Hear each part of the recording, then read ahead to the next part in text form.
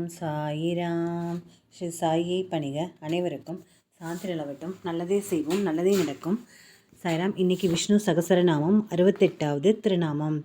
ஜியேஷ்டாய நமக. இறைவனின் ஆனந்தம் எவ்வளவு என்பதை ஆனந்தவள்ளி என்ற வேத பகுதி மிக அழகாக விளக்குகின்றது. மனிதனுடைய ஆனந்தத்துக்கு முதலில் அளவுகோலை கூறுகிறது வேதம். ஒரு மனிதன் நன்கு கற்றவனாகவும் நிறைந்த செல்வம் கொண்டவனாகவும் மன வலிமை உடல் வலிமை கொண்டவனாகவும் ஆசிர்வதிக்கப்பட்டவனாகவும் இளமையுடனும் இருந்தால் அவன் எவ்வளவு ஆனந்தமாக இருப்பான். அவனுடைய ஆனந்தம் மனித ஆனந்தத்தில் ஓர் அழகு, அதாவது ஒரு யூனிட். அதைவிட 100 மடங்கு உயர்ந்தது. சாதாரண மனிதரால் பாட இயலாத இசையையும் பாடவல்ல மனித கந்தர்வர்களின் ஆனந்தம் 100 யூனிட்ஸ்.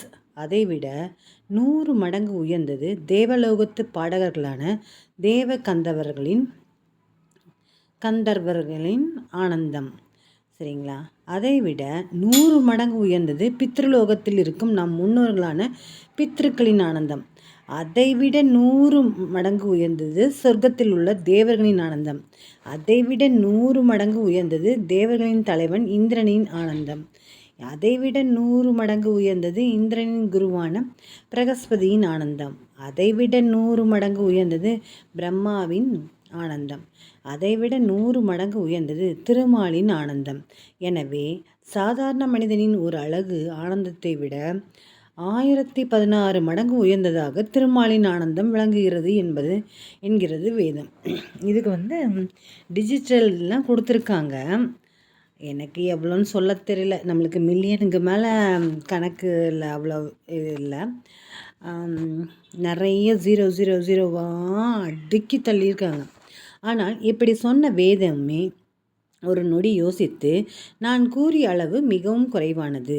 1016 அழகுகளை ஒரு அழகு ஆனந்தமாக கருதினால் கூட அதை காட்டிலும் மேலும் 1016 மடங்கு உயர்ந்ததாக திருமாலின் ஆனந்தம் இருக்கும் என்றது.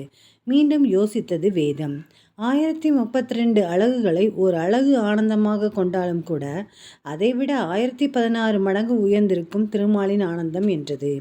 மீண்டும் யோசித்த வேதம் வார்த்தைகளாலோ எண்ணிக்கை அழகுகளாலோ அவனது ஆனந்தத்தை அளவிட முடியாது என்று சொல்லி அந்த பகுதியை நிறைவு செய்தது.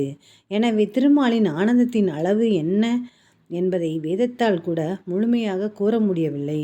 வைகுந்தத்தில் அவருக்கு எப்போதும் தொண்டு செய்து கொண்டிருக்கும் நித்திய சூரிகளான கருடன், ஆதிசேஷன், விஸ்வகேஷ்ணர் உள்ளிட்டோராலும் கூட அவனின் ஆனந்தத்தை எல்லையே அறியவே முடியாது.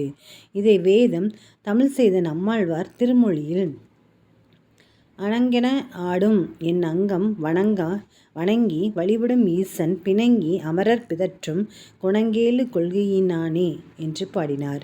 திருமாலின் குணங்களை பற்றியும் மேன்மை பற்றியும் வைகுந்தத்து நித்திய சூரிகளுக்குள் பெரிய விவாதமே நடக்குமாம். எவ்வளவு விவாதம் செய்தாலும் அவர்களாலும் அவனது குணங்களின் மேன்மை இன்னது என்று நிர்ணயிக்க இயலாதாம். இவ்வாறு வாக்குக்கும் மனதுக்கும் எட்டாத குணங்களுடன் விளங்குவதால் திருமாலுக்கு ஜியேஷ்டக என்று திருநாமம். அதுவே சகசரநாமத்தின் 68வது திருநாமம் ஜியேஷ்டாய நமக என்று தினமும் சொல்லி வருபவர்களுக்கு நீங்காத ஆனந்தத்தை திருமால் தந்தருள்வார். ஓம் நமோ நாராயணாய. சர்வம் ஸ்ரீ கிருஷ்ணார்ப்பணம். ஜெய் சாய்ராம்.